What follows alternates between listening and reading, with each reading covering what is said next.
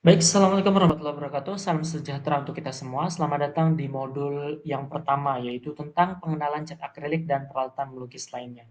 Dan ini tuh merupakan suatu hal yang penting kita ketahui gitu ya, terutama ketika kita pengen belajar melukis pemandangan pakai cat akrilik. Karena apa? Karena kalau kita tidak ketahui dasar-dasarnya cat akrilik itu kayak gimana dan seterusnya, itu ketika kita dihadapkan oleh suatu keadaan tertentu, itu kita akan bingung. Tapi ketika kita tahu dasarnya, bagaimana definisinya dan seterusnya, kita ketika dihadapkan oleh suatu keadaan tertentu, kita akan lebih bisa adaptasi karena kita sudah tahu bagaimana cara mengatasi atau tahu basic dari peralatan yang kita akan gunakan. So, tanpa berlama-lama lagi langsung aja kita masuk ke materinya. Nah, sekarang kita akan bahas tentang definisi cat akrilik. Nah, cat akrilik itu adalah cat yang berbasis air, yang cepat kering dan fleksibel untuk berbagai teknik melukis. Ya, jadi simpelnya kayak gitu teman-teman. Dan bisa dipakai untuk membuat lukisan realis sampai ke abstrak. Jadi cocok untuk pemula dan profesional. Kenapa saya sarankan ke teman-teman pakai cat akrilik? Karena cat akrilik itu bisa dipakai di berbagai medium ya. Entah kita pakai kertas buat yang pemula, entah kita langsung mau pakai ke kanvas gitu ya. Kalau teman-teman pengen melukis lukisan yang langsung jadi, yang beneran jadi gitu, jadi lebih fleksibel aja daripada kita pakai cuman gouache atau watercolor aja yang mana kadang mereka tidak bisa dipakai di kanvas. Jadi seperti itu. Yang ketiga yaitu cepat kering. Jadi cocok banget buat pemula biar cepat jadi gitu lukisannya. Jadi mudah dicampur, kemudian dia juga tahan lama dalam jangka panjang, alias nggak mudah pudar setelah kering. Jadi kalau udah kering, ya udah nggak bisa luntur lagi catnya. Jadi kurang lebih seperti itu. Nah, ada beberapa kelebihan dan kekurangan dari cat akrilik. Yang pertama kelebihannya itu nggak perlu pakai medium tambahan kayak cat minyak gitu. Biasanya kalau cat minyak tuh kan pakai medium minyak gitu. Kalau cat akrilik itu pakai air aja udah cukup untuk ngencerin catnya. Yang kedua yaitu bisa dipakai di berbagai permukaan media lukis gitu. Seperti yang saya katakan tadi, bisa di kanvas, kayu, kertas, karton, kain, dan lain-lain. Jadi kelebihannya seperti itu. Kekurangannya, yang pertama itu cepat banget keringnya. Jadi kalian harus cepat pas nyampur warnanya. Nah ini ada tips and triknya. Nanti teman-teman bakalan belajar di modul-modul kedepannya gitu ya. Yang kedua yaitu sulit diubah setelah mengering. Jadi nggak bisa luntur kayak cat gouache gitu.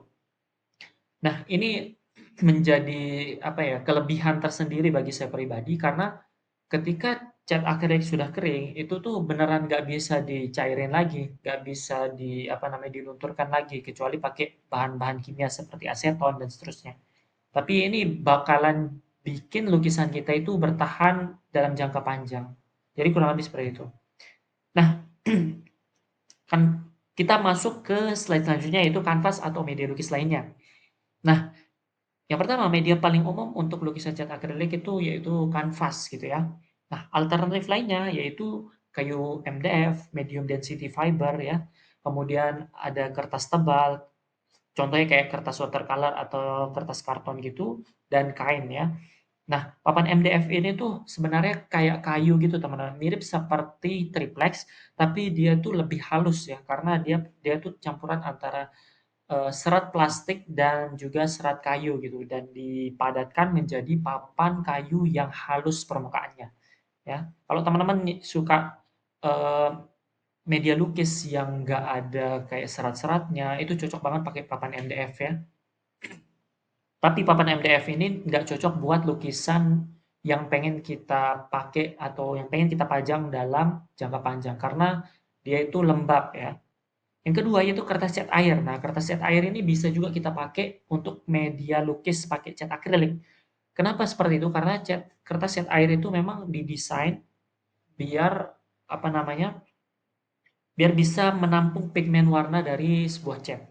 Nah, saya juga pernah pakai kertas cat air ini untuk melukis cat akrilik dan it's okay. Jadi cocok banget buat teman-teman pemula ya untuk latihan di kertas cat air. Kemudian yang ketiga yaitu kertas karton. Nah, kertas karton ini seperti namanya karton tebal dan itu cocok juga buat cat akrilik. Tapi yang paling pas yaitu kanvas. Ya, kenapa kanvas? Karena memang itu media lukis utama dari sebuah lukisan yang menggunakan medium cat akrilik. Nah, Kemudian selanjutnya itu kuas lukis yang essential atau yang penting. Yang pertama ada namanya flat brush. Nah, kuas datar. Nah, teman-teman bisa lihat, misalkan di sini kuas datar itu yang ini, yang ujungnya itu datar. Nah, ini tujuannya untuk melukis bidang besar dan garis tegas. Contohnya seperti background pemandangan ya, seperti langit dan seterusnya. Kemudian ada round brush. Nah, round brush itu yang kayak gini ya. Round brush yang dekat fan brush ini yang kayak kipas gitu. Itu namanya round brush ya, yaitu untuk buat detail dan garis halus ya. Kemudian ada fan brush. Nah, fan brush ini yang kayak kipas yaitu untuk tekstur rumput, daun atau awan ya. Yang terakhir ada detail brush, kuas kecil untuk elemen kecil dan rinci yang paling ujung sini. Nah, itu adalah kuas-kuas esensial yang penting ya. Saya hampir setiap lukisan saya itu cuma pakai kuas-kuas ini aja gitu. Jadi kita lanjut ke slide selanjutnya. Nah, palet lukis. Nah, fungsinya itu sebagai wadah atau tempat untuk mencampur warna. Nah, kalau saya saranin mending kalian beli yang datar aja karena lebih enak pas ngebersihannya dan kalian lebih leluasa ketika nyampur-nyampur warna. Nggak seperti palet lukis yang ada lekuk-lekukannya itu. Karena itu seperti apa namanya tidak tidak leluasa ketika kita mencampur warna dan juga ketika ngebersihin palet lukisnya itu sulit banget untuk ngebersihin area-area lekukannya gitu. Yang ada pilihan plastik, kaca, atau palet kertas gitu ya. Tapi saya sarankan mending beli palet akrilik yang kaca kayak gini, yang plastik kaca gitu ya. Kemudian ada kain lap atau tisu. Nah, untuk kain lap ini fungsinya yaitu untuk membersihkan residu cat yang menempel di kuas kita. Nah, saya sarankan kalian bisa pakai lap microfiber, ini opsional ya, jadi saya hanya nyaranin aja. Bisa juga pakai tisu, cuman kalau tisu itu agak boros gitu ya. Enaknya pakai lap microfiber ini tuh dia bisa nyerap air dan ada tekstur-tekstur lapnya. Yang bikin kuas kita tuh lebih bersih kalau lagi ngebersihin residu catnya. Soalnya saya pakai lap ini juga dan lumayan worth it itu teman-teman. Kemudian ada pisau palet. Nah, ini juga bersifat opsional ya. Kalian nggak wajib punya ya. Jadi fungsinya itu untuk ngambil cat dalam tub, kemudian nyampur-nyampur warna di atas palet lukis, kemudian bisa buat efek impasto dan ngebersihin cat yang kering. Nah, kurang lebih seperti itu peralatan melukis yang essential. Nah, di modul selanjutnya kita akan belajar tips memilih peralatan melukis landscape pakai cat akrilik. So, itu dia untuk modul kali ini and see you in the next module. Bye-bye.